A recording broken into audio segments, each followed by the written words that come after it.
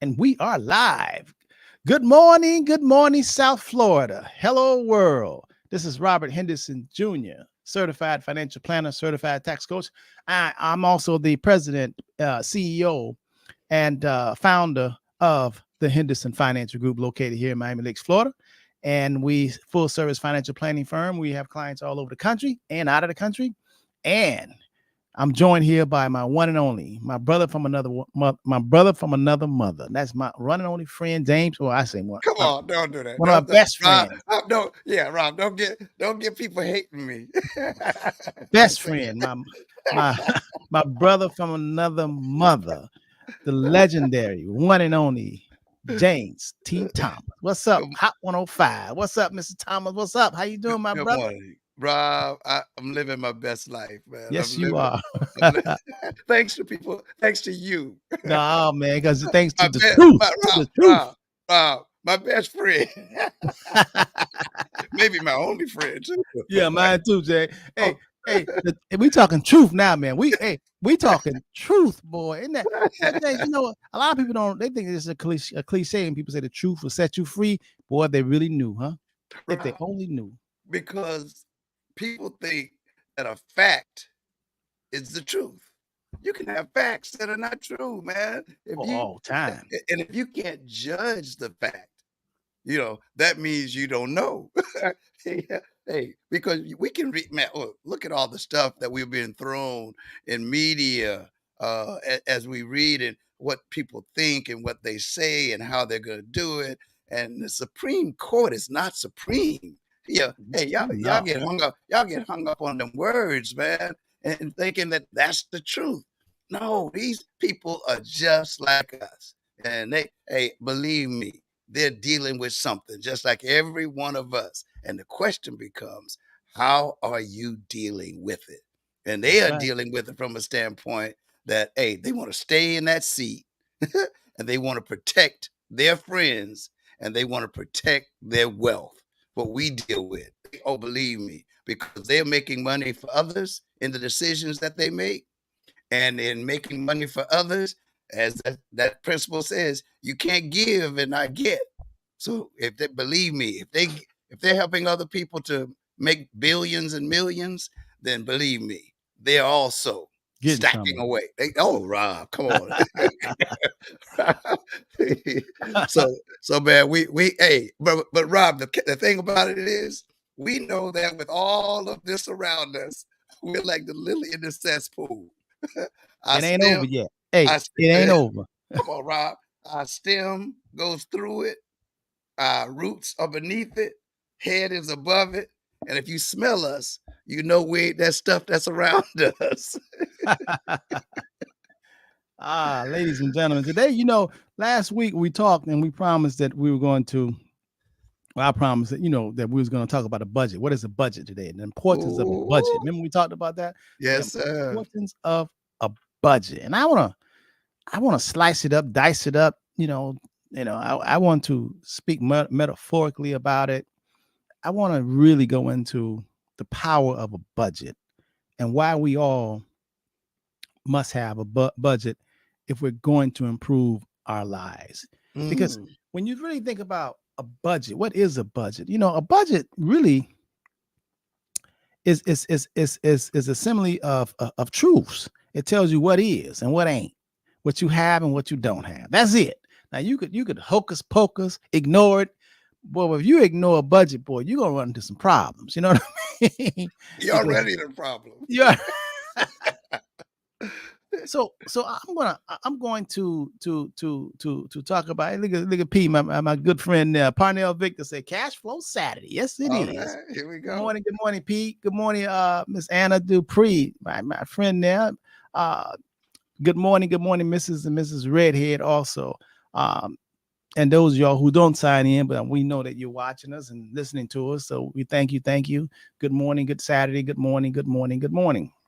So today we're talking about a budget, and I don't really like to just teach with words. I really like to teach with meaning, because when you teach with meaning and use metaphors and parables, people, all of us learn differently. Some of us are visual learners. Some of us are written with the word learners, with words.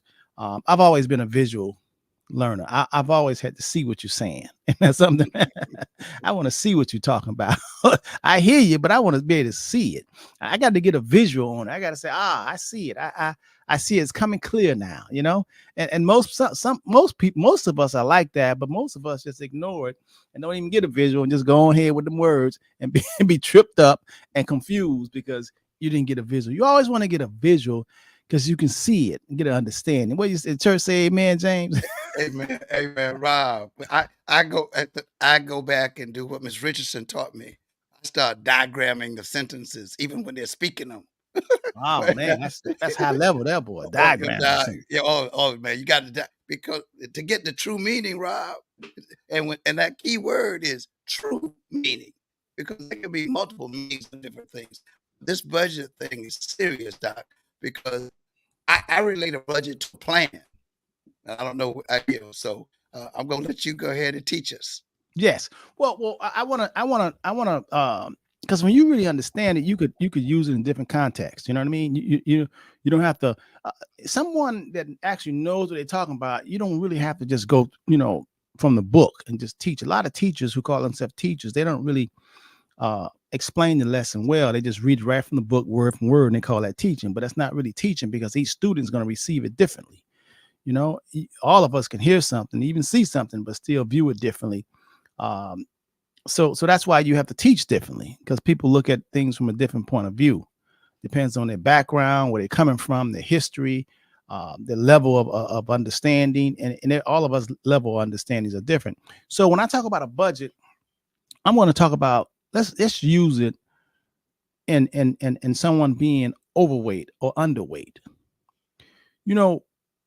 If you want to gauge yourself and see a doctor look at you and says, I get case in point. I went to get a body scan, a heart scan, and a body scan. And everything came out really good because, when you get the scans, then they go deeper than what, just the blood and urine tests, they go deeper than that. They look, internally at your body, like an MRI. They look at things that when you just go get a physical, the doctor might not be able to detect.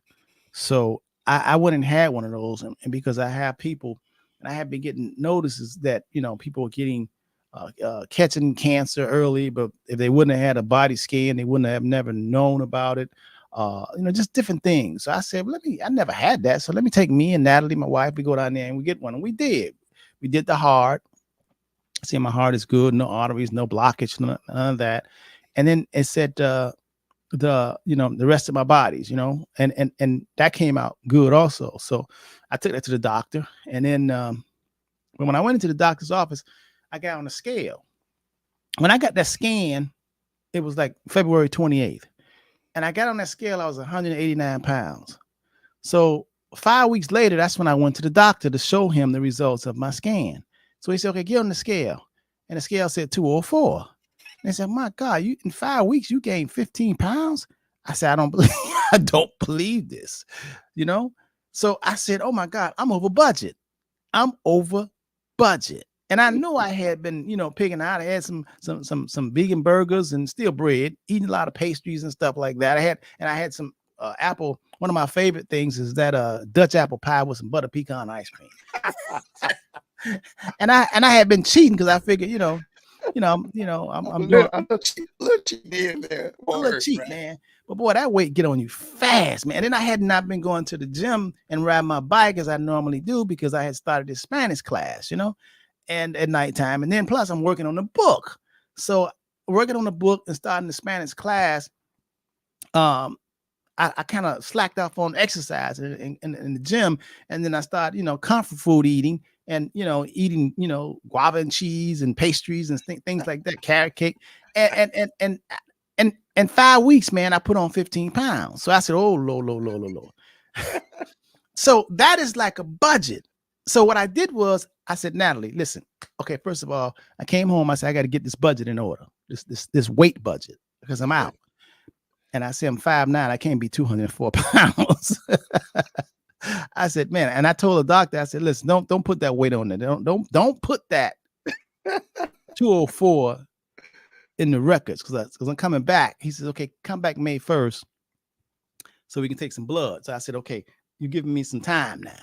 So that next day I went out, and then that's when I told you I went on a 2-day fast. I cleaned myself out. You know, I didn't have no food. I just drank, yeah, and I just cleaned. Actually, it was 3 days, because after the second day, I felt so good. I went for a third day. You know what I mean? Yeah. And ever since then, man, all week I just been eating salads. You know, just been eating salad. And then I stopped eating at 10 o'clock at night. You know, I started eating just early, cutting it out early, man. And I looked in the scale, I had knocked off 10 pounds. It's my job. So I'm like, whoa, reeling it back in. I got 5 more, you know. Now, I'm saying this because I'm letting you all know this is a weight budget. It's a budget. And there's budgets in all of our lives, different shapes, forms, but it's being in alignment, budget. So I actually said, you know, I needed to wheel that back in, and I'm still gonna get down, because I'm gonna get back down to 189. I'm gonna try to get down to 185, 180, you know, because I'm looking at my numbers, and I'm constantly on my numbers. You know, I'm not eating the apple pie. I cut all that out, the pastries. I cut all that out. I know what to do and what not to do. We all know what to do in order to go over budget, i.e. overweight, and we know how to reduce our budget and get it in line so our body can feel good. And that is on the weight context that we're talking about. We're talking about body weight. Now, another example of a budget is, and all of us do this, before you get in your car, or when you get in your car and you get ready to drive somewhere, for a lot of us, it's natural. When you get in your car and put the, you know, and hit the button, or you got to push button, turn the key, the car on, or use a key or whatever. One of the indicators that we look at is the gas tank. Is that true or not? Amen. That gas tank tells us, it's like a budget. It tells us how far we can travel without needing to fill up. And it also tells us, if when we look at that, it's like a budget. It's a measurement. It's an indicator. It's an indicator of how far we can drive, how many miles we can go before we be on empty, before we run out of gas. And one thing we don't want to do is what? Run out of gas on the highway, on these streets, especially nowadays, right?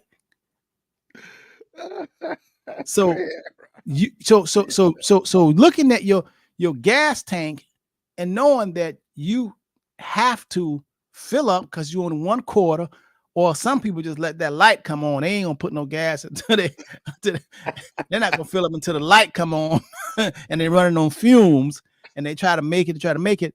That means that you're running low, and something's gonna happen. You got to fill up, at least put some gas in there just to make it to your destination. That's like a budget.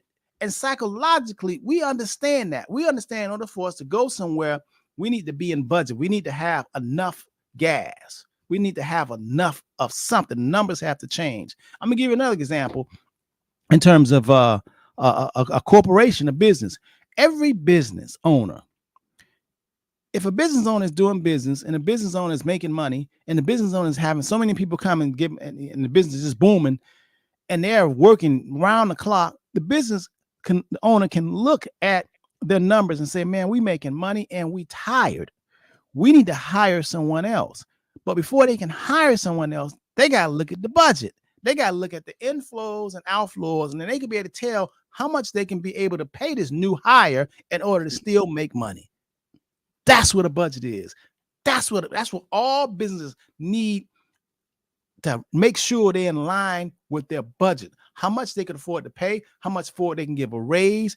They need to know how much they can afford, how big the raise they can give, and how much money coming in. All that's calculated. Now they're gonna try to pay you. It's a thing in terms of when you're working for the man. The company pays you just enough not to quit, and you do just enough not to get fired. That's that psychological marriage. Most workers work just enough not to get fired. They ain't gonna go the extra mile. They're gonna do their job, but they ain't doing no extra. And then the business owner, the company pays you just enough where you won't quit.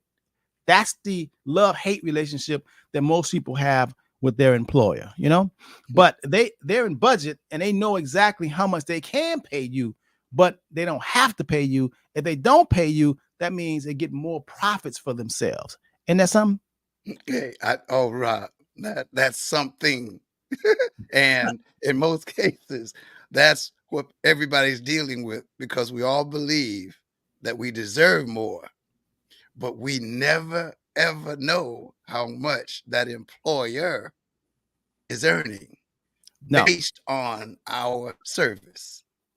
no, you never know that. And not only that, if you look at the NFL or the NBA, none of the players, because it's a private corporations, they don't have to disclose how many billions of dollars that they're making. But you know they're making something if they can pay one player $100 million and then pay another player $100 million and pay another player $100 million and pay another player $50 million per year. I mean, that's a lot of money. So you know if they're doing that, they must be making, oh my God, they must, and they're making a profit. They must be making a lot of money. But they stay within their budget. Sometimes they say we can't afford to pay this player what he's asking. It's not that they can't afford to play him. They probably figure they can get 3 players for that instead of paying that one player all that money, you know? And they'll rather lose, they'll rather depart with that player rather than hurt their bottom line and their profits. That's why nobody is expendable. Nobody. They'll get rid of you when they start hurting their dollars. Another way to look at a budget is in retirement planning.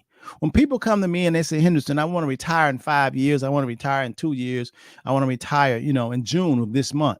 I have to first look at their budget. I have to look at their cash flow. I have to look what's coming in, what's going out. I have to look at their standard of living. I have to look, in other words, if this was a car and they was going to take a road trip, and they ask me how much gas and how much money they need to spend on gas in order to drive from Miami to New York. I have to figure that out.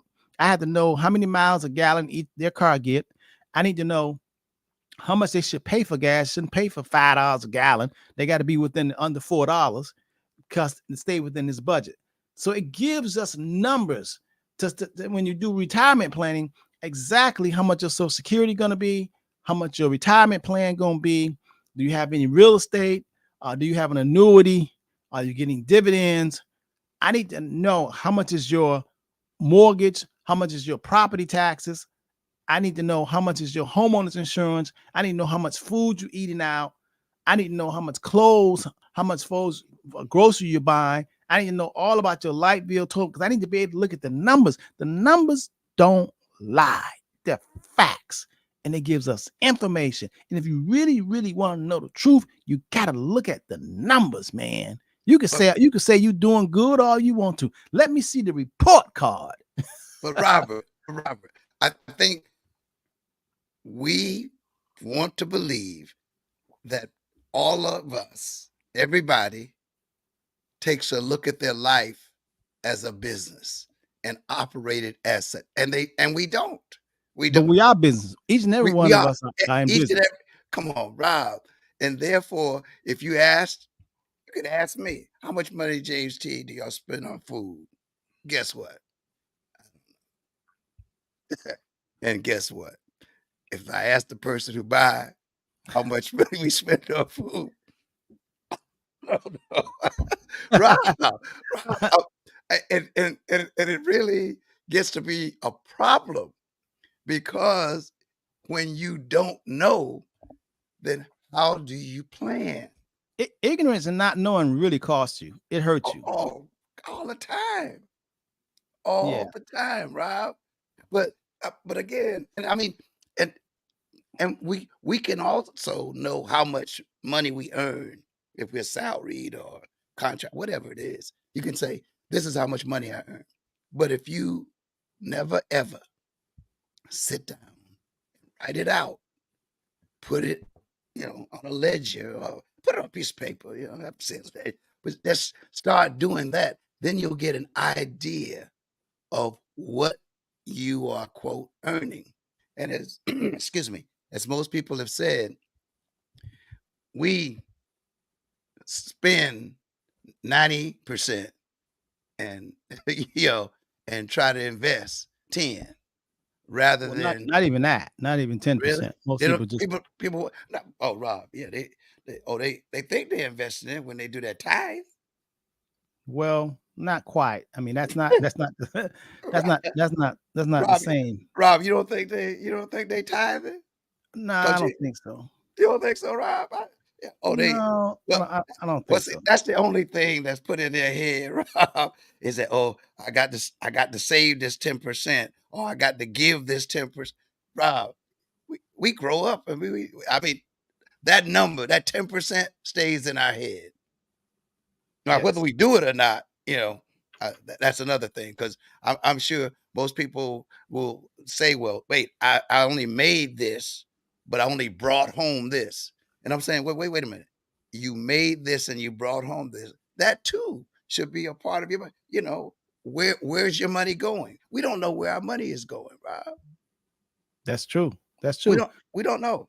No, we don't. A lot of it go on impulse spending, but it's not directed, and we're not really good stewards of where our money going.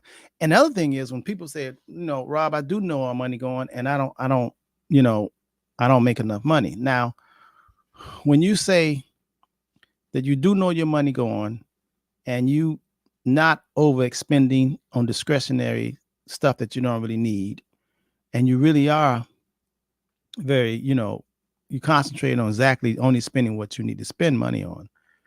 When you get to that point, if you believe that and you're telling yourself and you believe that, then the answer still is there. The answer says you need to make more money.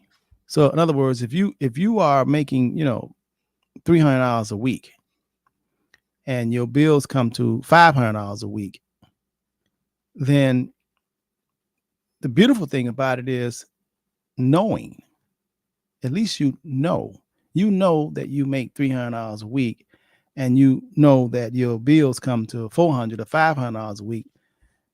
That's the beginning of wisdom. At least you know your deficit, you know what you're lacking. Now, since you do know, well, you have to do something about it. Now, there's a lot of people feel that they can't do anything about it, and that's virtually impossible.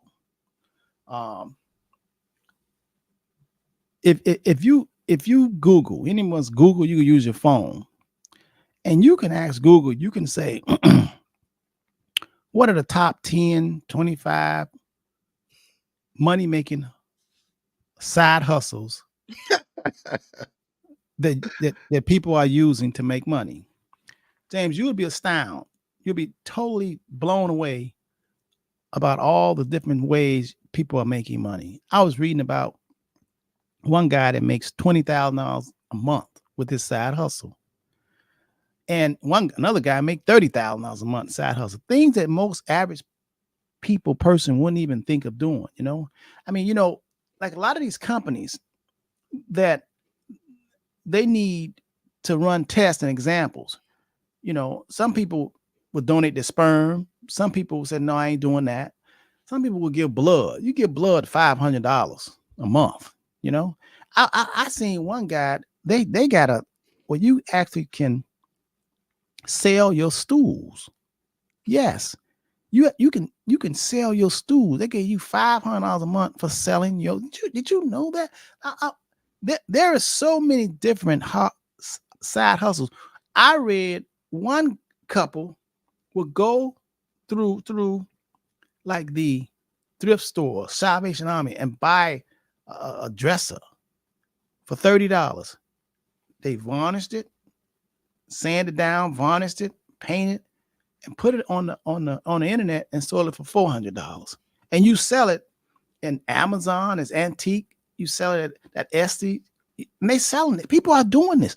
People are doing this.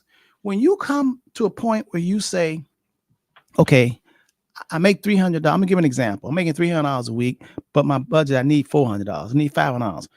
That's a good assessment. At least you're like a manager, But and you that's what say, I'm okay, saying, Rob. But what you're saying is that's a person that's wanting to budget and wanting to plan and knowing. Most people, I don't think that they do that.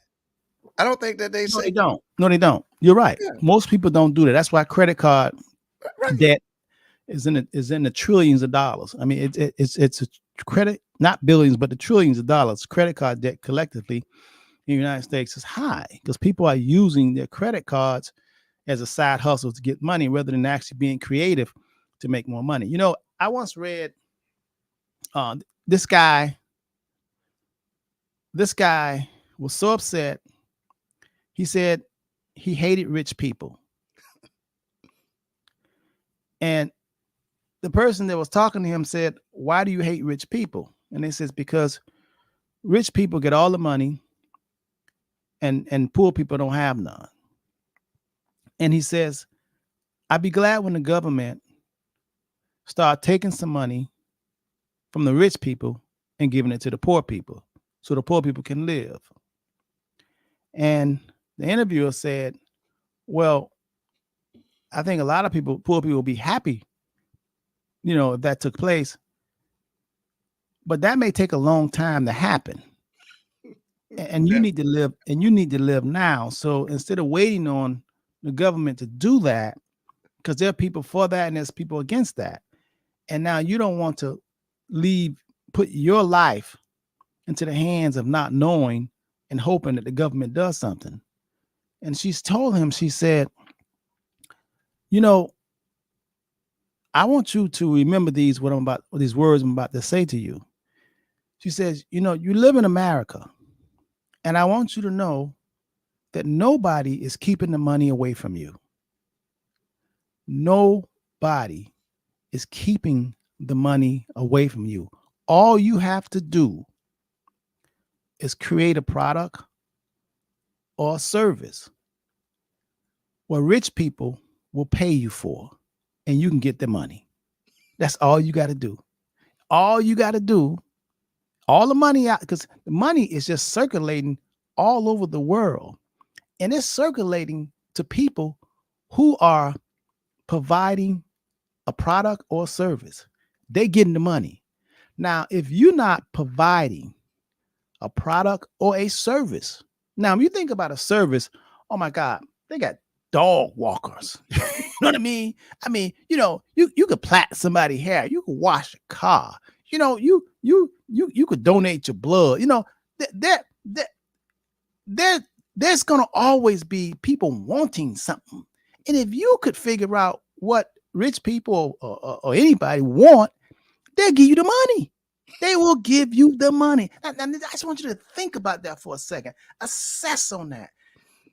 Tell yourself when you feel like you don't have enough money, tell yourself there's nobody keeping the money from you. It's something for you to do to get the money. You ain't got to rob. You ain't got to steal. You ain't got to do nothing illegal. There's so many people that want to be served and waiting on. Not only just doing their nails and their toes, but they facial. I know people, I got clients that make a lot of money giving somebody a facial. I got people that cut people hair. I got people that do their laundry for you. I got people that say, I'm going to cook for you personally. My food's so good, and every week you on the schedule, I'm going to deliver you food. There are people that want to be served. I would think there are more people that want to be served than more people that serving. Oh, no, with no question, Rob. No question. Would you say that? You said more No, people that say, no. "Give me, serve me," than I want to serve. Hey, Rob, that goes without saying, because we just feel as though, hey, we're living for the weekend. We're gonna watch the NFL draft and we're gonna watch the basketball playoffs. Hey, we that's our sedative. That's gonna keep me at peace and calm. Now I hate going to that job on Monday, but on the weekend, hey, I'm feeling good. And who's gonna be playing next weekend? Come on, Rob. But when we get to the point that we will say to ourselves, we need to change. I need I need to know how much money I have, how much money I earn, and how much money I need. If you start there, because I bet you everybody that will ever see this, if they ask themselves, if they don't you don't have to put a one or two or nothing in. Just say to yourself, do I have a budget? Do I have a plan? And then answer yourself loud to yourself. Just say, if you do, yes, I got a plan. I got a budget. But then if it's no, I don't have a plan. No, I don't have a budget. Then you need to check out Henderson Financial Group. You need somebody to reach out to you and say, we can help you. That's right. And a lot of people can't do it, but that's what we do at the Henderson Financial Group. We actually lay out a budget and a plan for you. We assess where you are, and then you tell us exactly where you want to go, and we'll tell you how to get there. Okay, and how fast it's going to get there, and how slow. It depends on your temperament, you know. And that's Rob, and that's what they need most of all, because some people would say, well, I don't know how to do a budget. Right. You know? So if you don't know how, ask somebody. Well, that's in the scriptures. That's in the holy words, you know, and that's in the ancient writing. It said you got to ask, seek, and knock. You know, there's really no excuse. You know, when you say you don't know nothing, okay, but now since you don't know nothing, so it's time for you to ask and you to seek and you to knock. You know, there's a lady I was talking to, and one of her side hustles is she's what you call a signing agent. Now, I never even knew what a signing agent was, James. I didn't even know there was such a title. There's so many different titles and things. You know, inspector this, fire inspector, you know, the sprinkler inspector. Yeah, there's so many ways that people are not asking, seeking, and knocking ways to earn money, legitimate money. Now, I never even knew that a signing agent existed. Now, a signing agent is a person that signs and notarizes documents. They could be medical documents, legal documents, real estate documents. There's a lot of that going on.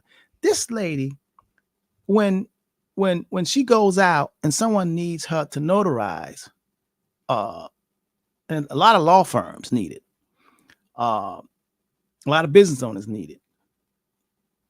She can go sign a document. It can be one piece of paper, and it's $100. She just notarizes it.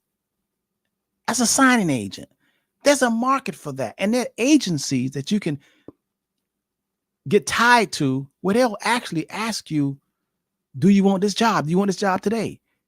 And some of them you get $150, $250 to notarize and be a signing agent, whether it's construction sites, medical stuff, and it's important documents. And you need to know what you signing, what you notarizing.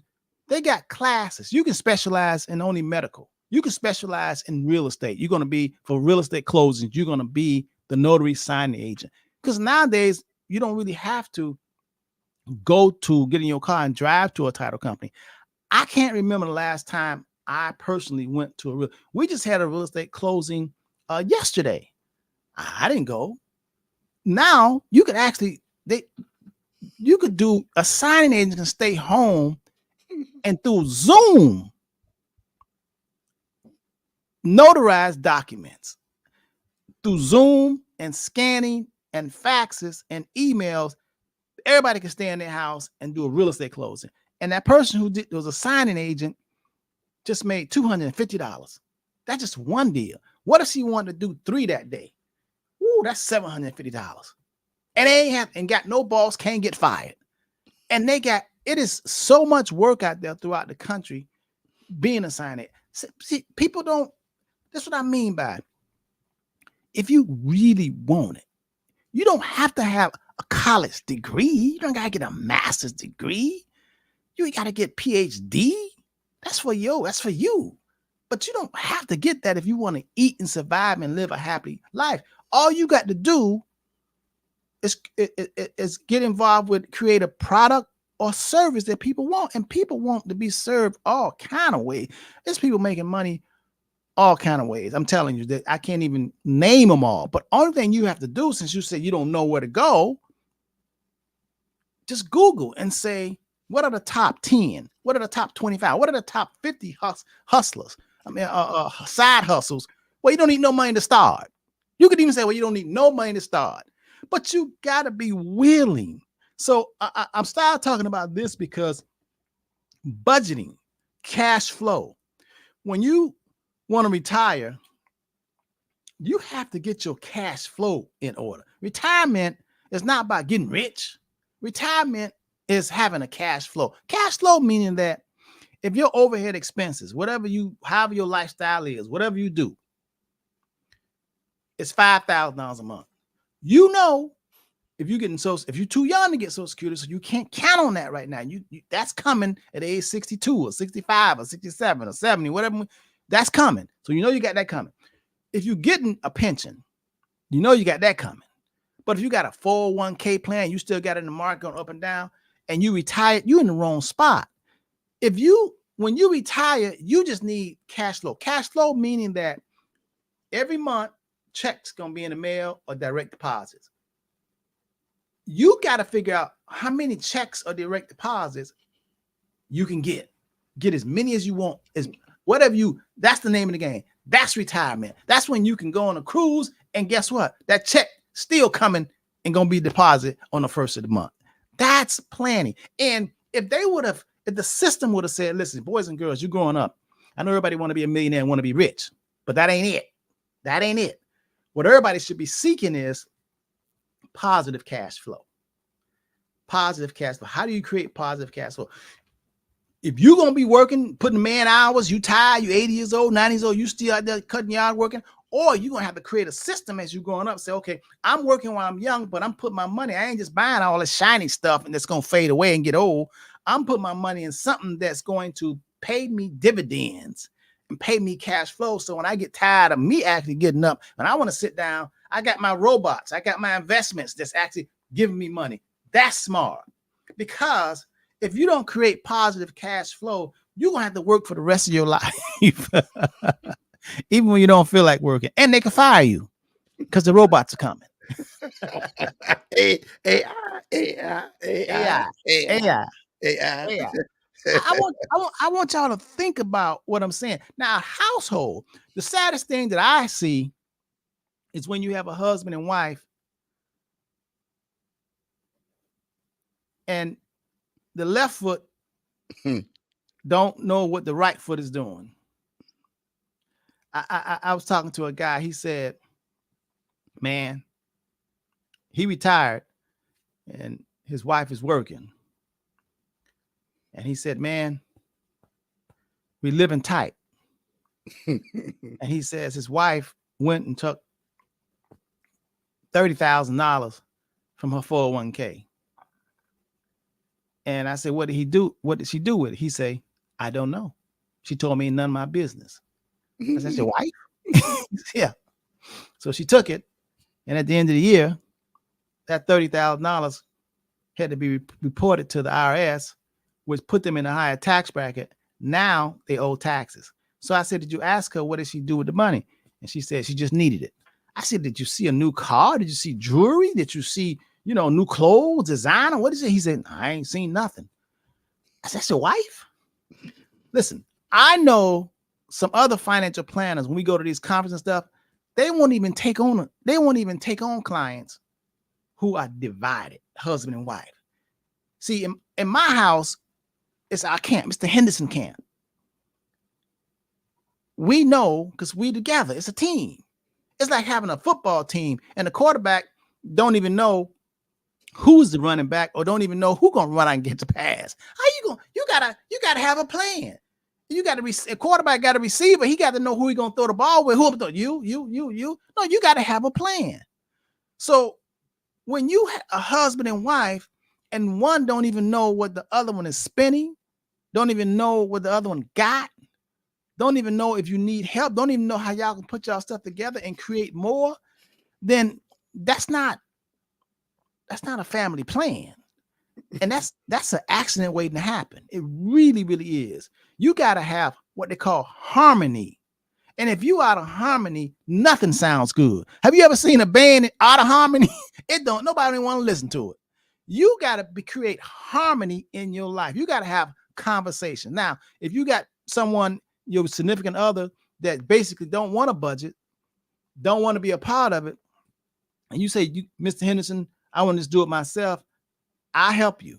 But it's going to be pretty hard if you got to take some of your budgeting money and you got to share it with somebody who not sharing with you. That's not a good look. All right. So today, if you're just joining us for the first time, we're talking about the importance of budget. I use a metaphor, example, parables on weight loss. You out of budget. If you overweight, you out of budget. You spending too much. Something gonna happen sooner or later. If it's not this year, next year, but something gonna have some part of your internal gonna break down because it got too much pressure on it. Because we all got the same size heart, and your blood, your heart got to pump more blood and all that fat. So you got to get that in line. I'm telling you. Gas tank. I use that as an example. When we get in our car, that's something we know. Unless you're going to be walking, you got to look at that budget. Your budget is your gas tank. You got to know if you're on a quarter of a tank, if you're on running on fumes, you got to go ahead and you got to refuel. And you know that you got to pay attention to that gas tank. Otherwise, you're going to be out. That's symbolically of a budget. Business owners, we all need budgets. We need to know if we can hire somebody. We know we can buy more equipment. We need to know exactly how much money is coming in, how much money going out, what's our overhead expenses. Can we afford to hire 3 more people? Or if we're not making enough money, we need to lay some people off to get rid of, so we get our budget in line, so we survive as a business. And it's the same with the retirement planning. It's the same thing.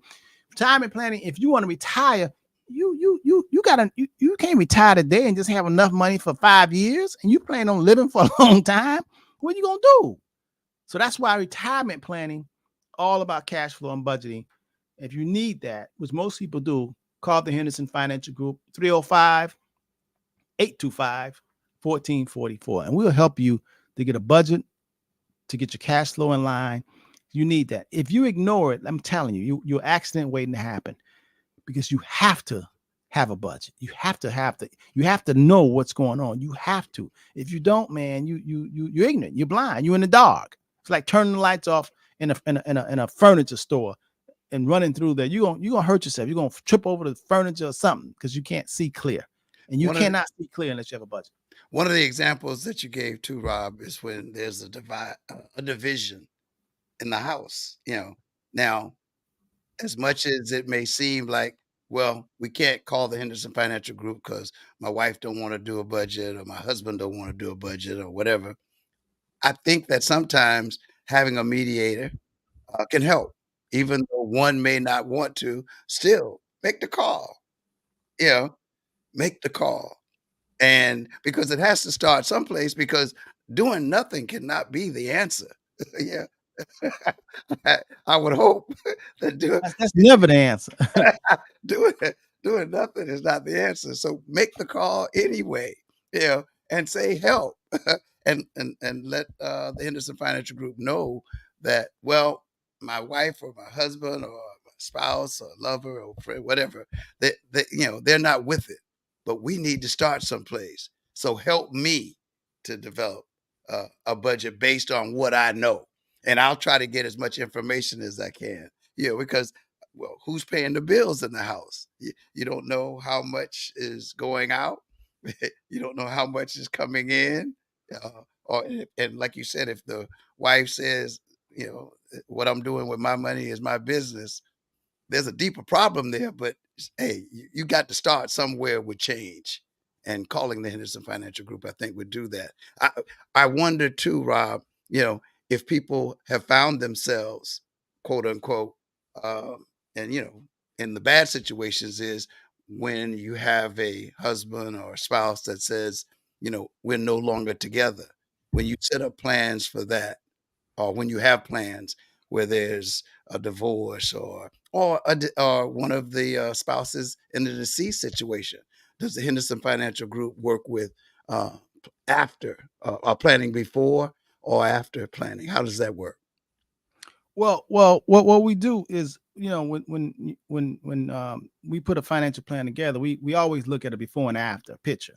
We'll look at where you are now and where you want to go, and then we're going to make the picture better.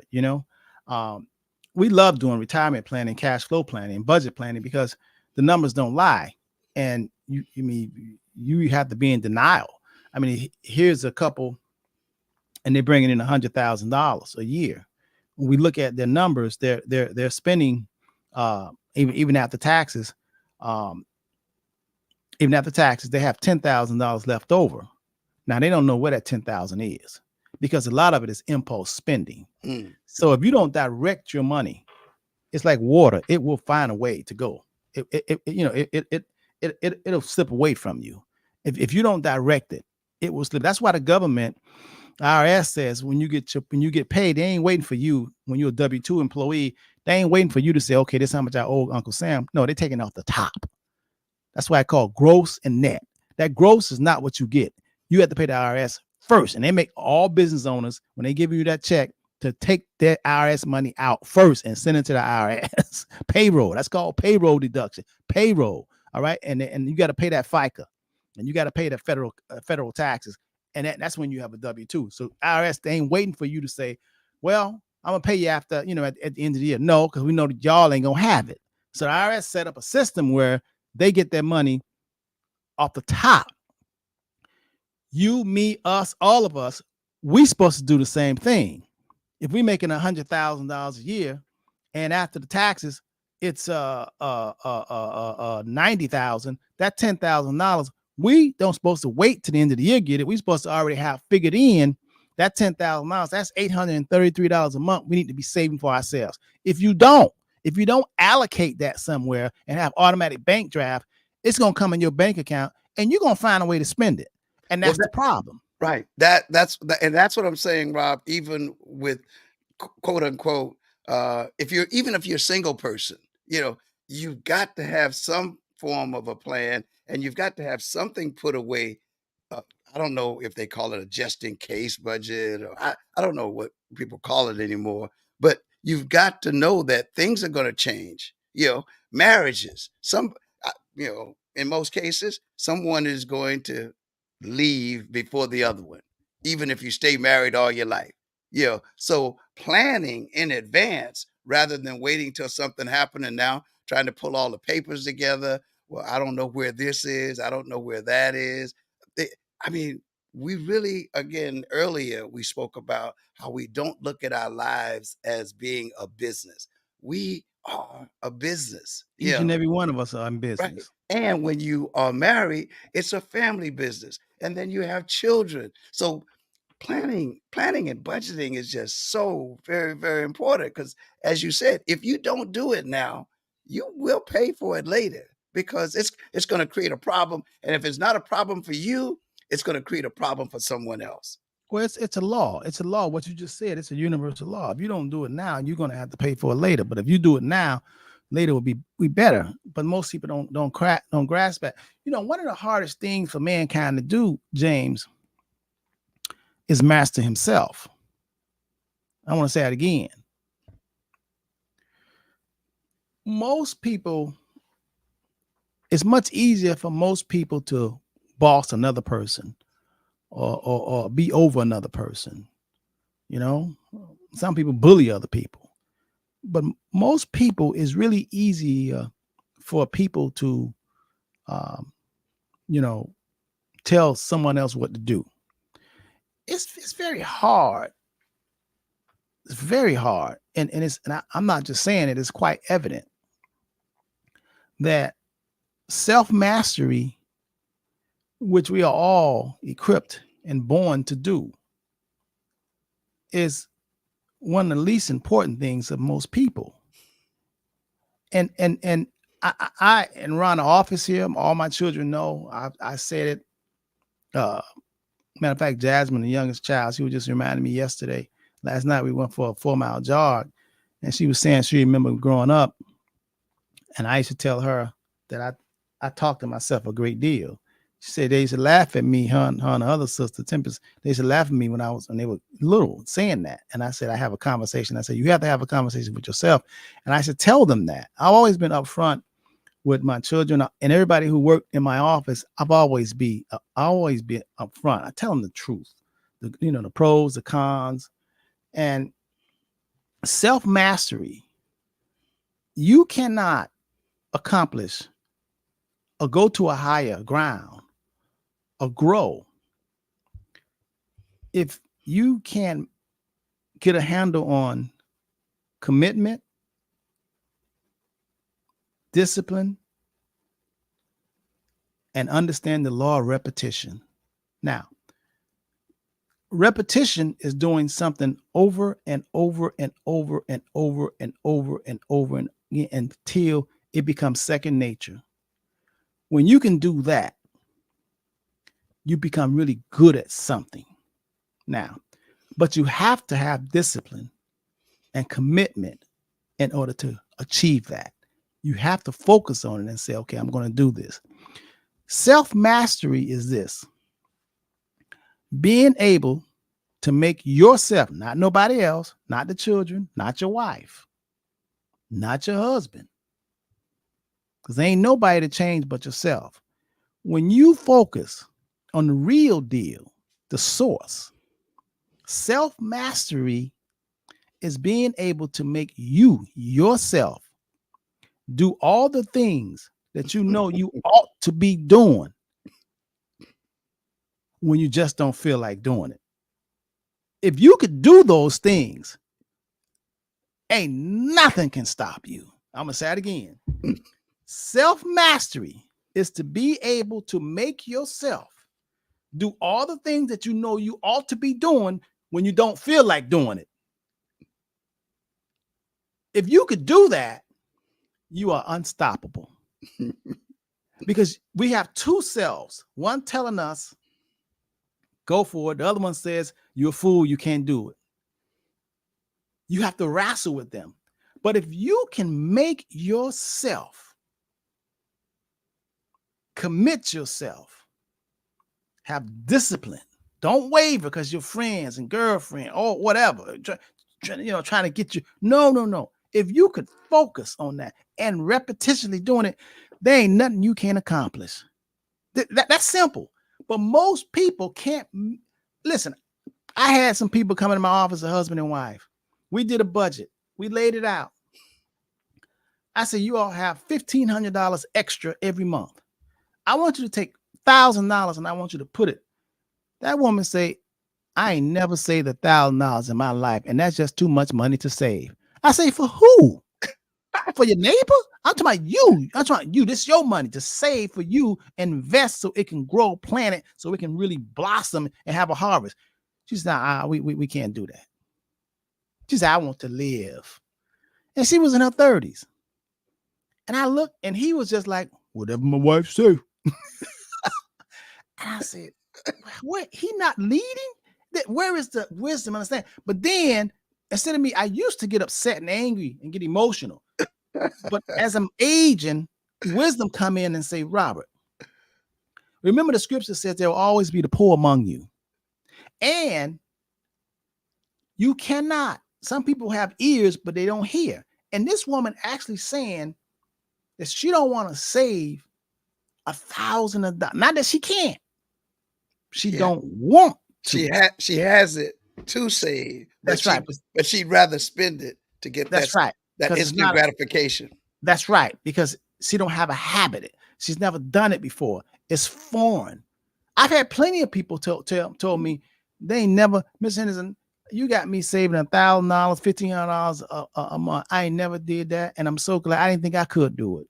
See, just because you haven't done something don't mean that you can't do it. It takes a commitment. It takes discipline. And it takes repetition. You'll be surprised what each and every one of us can do, because what's between our ears and what the creator who created us way more powerful than we can even imagine. We don't know what we got. We don't know who we really are. We let the media and out tell us who we are. We really don't know. We don't really know how powerful we are. We don't. And that's a sad state. That's why the people in Congress, that's why wealthy people, they don't really pity you when you don't have. Because remember, there's a lot of money out here. And if you have made up your mind that it ain't for you, shame on you. Because nobody is keeping the money from you. You can think and figure out how to serve and do and help, and people will pay you. People will pay you. They will pay you their money, because more people want to be served than people that want to serve. That's why the greater you are, the more you serve. Hey, everybody rich serving. Hey, everybody who wealthy is serving. They serving. multiple. Oh my goodness, Rob. Hilton Hotel, they Marriott, they serving. Hey, and making you feel good as you pay. Hey, Rob, you don't. Hey, and oftentimes you don't even ask what's the price. You know, you want that kind of. There are people who want that kind of service. They're not saying, "Well, wait a minute, we're gonna check this hotel, that hotel." No, no, no, no. If I'm used to getting great service at this location, and this is where I want to be, you know, it is what it is. And if you have a good financial planner, oh, hey, you can find a way of quote unquote paying what others would say is expensive, but being able to write it off at the end of the year as a business expense Isn't that something? if you set up properly. But you got to be set up. You got it. Yeah. And It's- and yeah, setting up is easy to do. We can set the paperwork up for you. We can do that. yeah, But yeah. you gotta ask. You gotta see. You gotta knock. I told you, man. People like, I don't know what to do. No. None of us was born knowing what to do. Yeah. When So that ain't an excuse. Rob, when I go to play golf, I'm going to a meeting.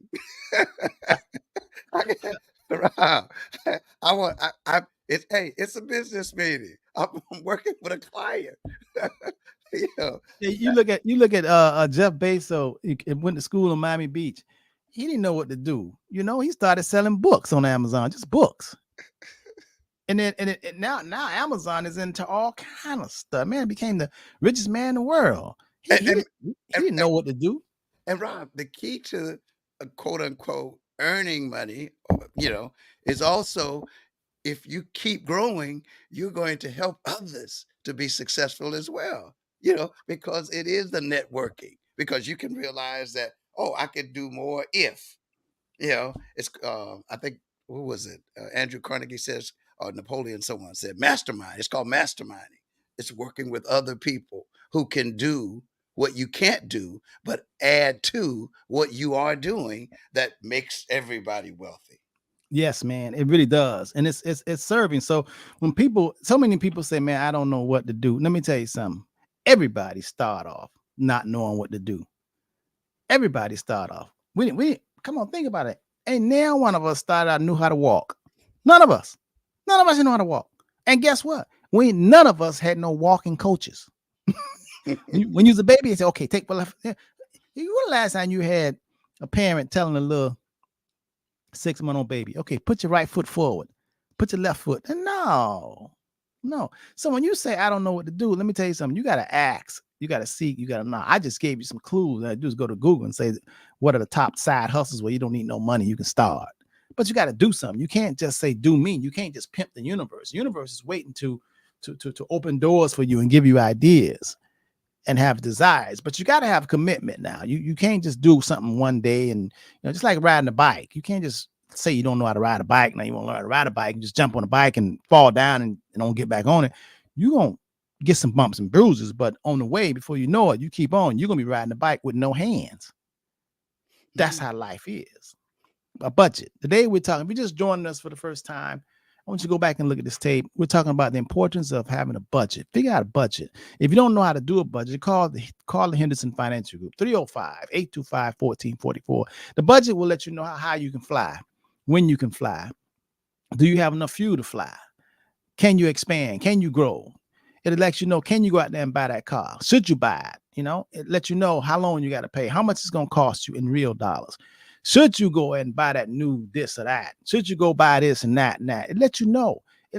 Should you save more? Are you going to run out of money? How much do you need to be earning? How much money should you be putting away in order to live happily ever after in the kind of lifestyle that you want to live? All that can be figured out. Anything you want when it comes to economics and retirement and cash flow can be figured out. You don't have to guess. You could actually know. But do you really want to know? How many people really want to know? I think, James, most people want to rely on them credit cards, over $1 trillion now in credit card debt. Most people, James, just want something, but they don't really want to do nothing. I think most people don't. And me and Linda had this conversation some years ago. She said I was wrong. But I think most people just want to retire and live happily ever after and just eat and go to the bathroom and make love or whatever. It's fine love. But boy, I tell you, if you ain't got no money, that love will go, boy. You can't keep that love without no money, man. I tell you, boy. I tell you, I know my children love me, boy.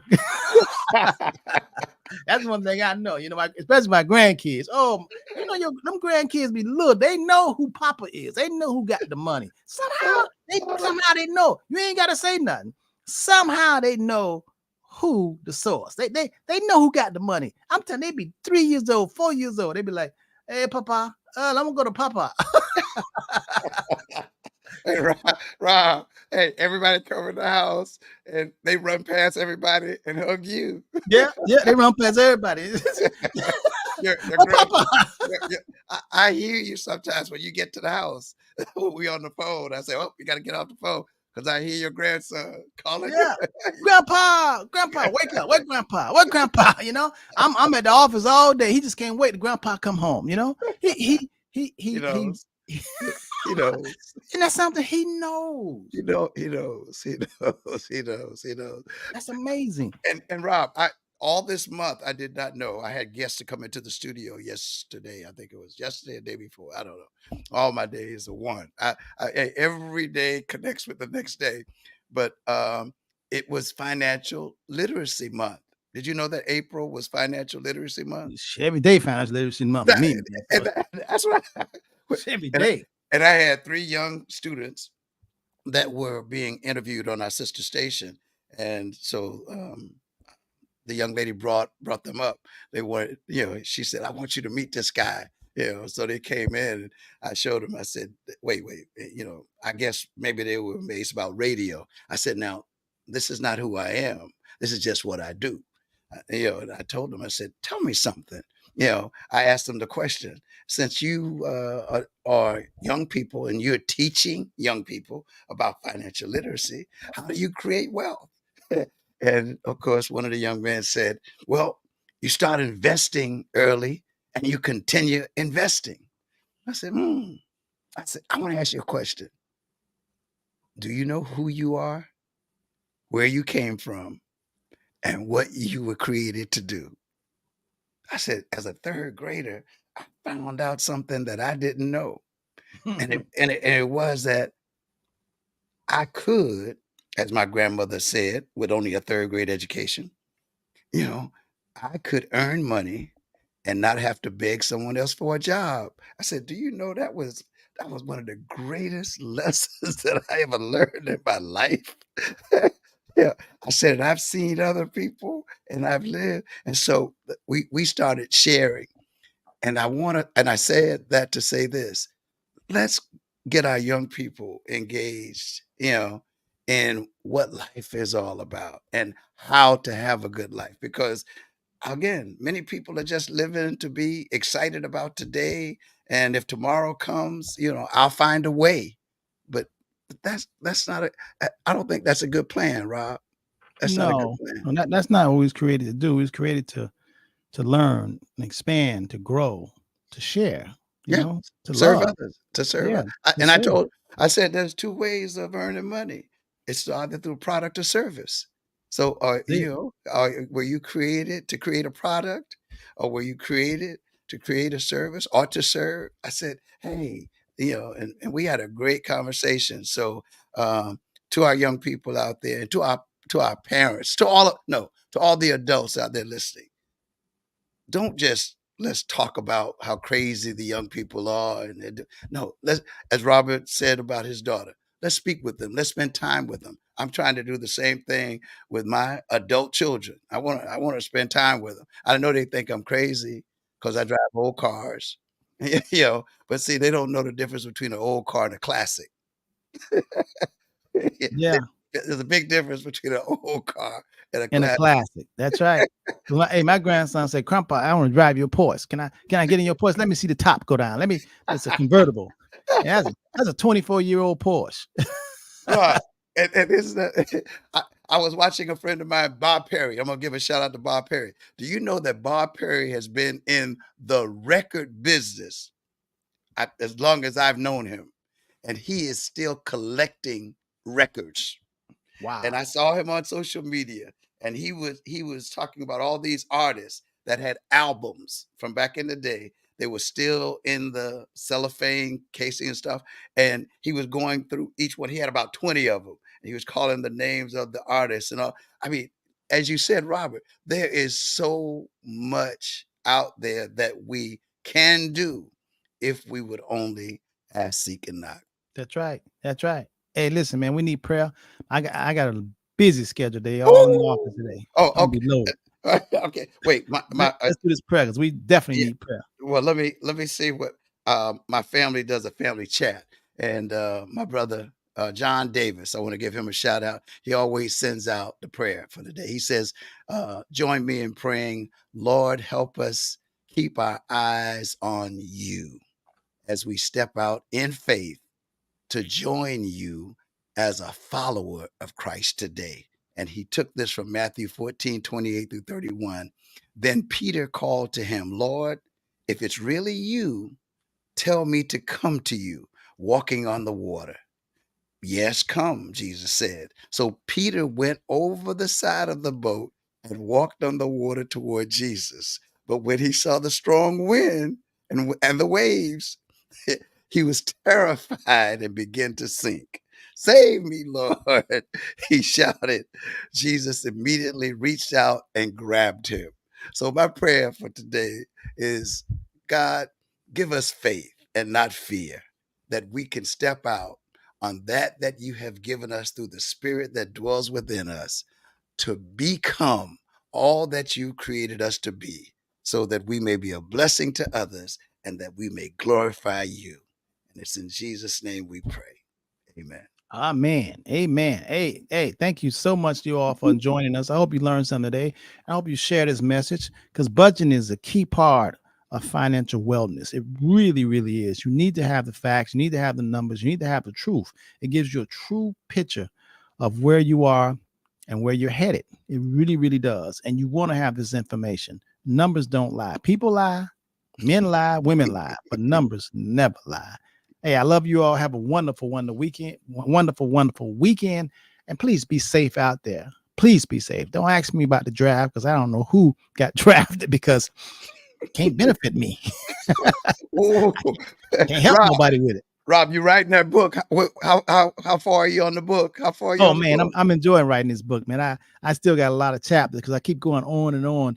But I'm just finishing. I'm finishing up on ETFs. I already did mutual funds and growth stocks and things like Mhm. that, and ETF, exchange traded funds. I'm going in and out on that. So I'm we'll gonna talk have it about this stock year. options. We're Oh gonna yeah, have yeah. it. Well, I'll be finished this year. Yeah, yeah. Okay. Okay. But All right. I'm enjoying writing this book. But I'm definitely going to tell the audience about it. I'm gonna tell you how you can get it, and that's true financial literacy because we talk about banks and what banks really do and what they don't do, and that's real true financial literacy. So hey, enjoy your weekend. Stay safe. I hope you learned something. You can always go to our website if you want more. If you want to set up an appointment, also you can call us 305-825-1444. You can also go to the website at thehendersonfinancialgroup.com. www.thehendersonfinancialgroup.com. Got to put the in front of it. Thehendersonfinancialgroup.com. And we'll welcome you. We can set up a Zoom, go to meeting, conference call, whatever you want. But it's time for you, that little inner voice telling you, you know what you need to be doing. You Step know. out. So Step master out. yourself. Step. Master yourself. Make yourself do what you know you ought to do. And that sound right, James? That's it. Step That's out right. in faith and not fear. Don't, That's right. don't let That's, fear prevent you from stepping out. that's right. Peace, love. Have a wonderful, wonderful weekend and be safe. Bye-bye. James, they're protesting all over about that